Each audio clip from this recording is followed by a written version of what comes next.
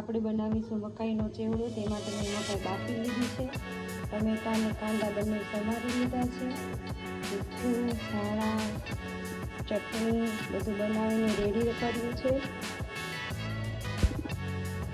તો હું પહેલાં મકાઈ નાખી દઈશ બધી જ એક તપેલીમાં.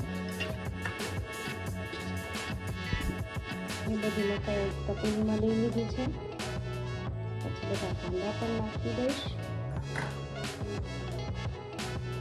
ટમેટા પણ નાખી દઈશું. સ્વાદ મુજબ મીઠું પણ નાખવાનું છે. આપણે મીઠું પણ નાખી દીધું છે. થોડી ચટણી આપશું લાલ,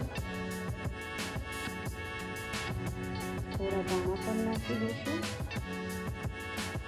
આંબલીની અને ખજૂરની ચટણી લીધી છે.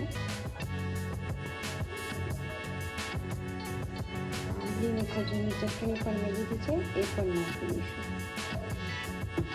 પછી બધું મિક્સ કરી દઈશું સરસથી. આ રીતે બધું જ મિક્સ કરી લીધું છે. આમાં તમે ચીઝ પણ નાખી શકો છો, વેફર પણ નાખી શકો છો, પણ મને આજે સિમ્પલ બનાવવો હતો એટલે મેં સિમ્પલ જ કર્યું છે.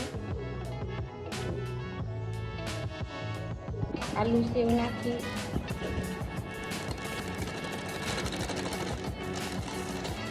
ચણાની દાળ પણ નાખી,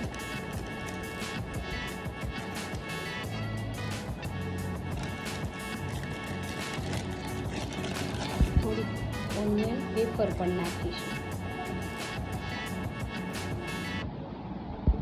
આ રીતે મિક્સ કરી દઈશું.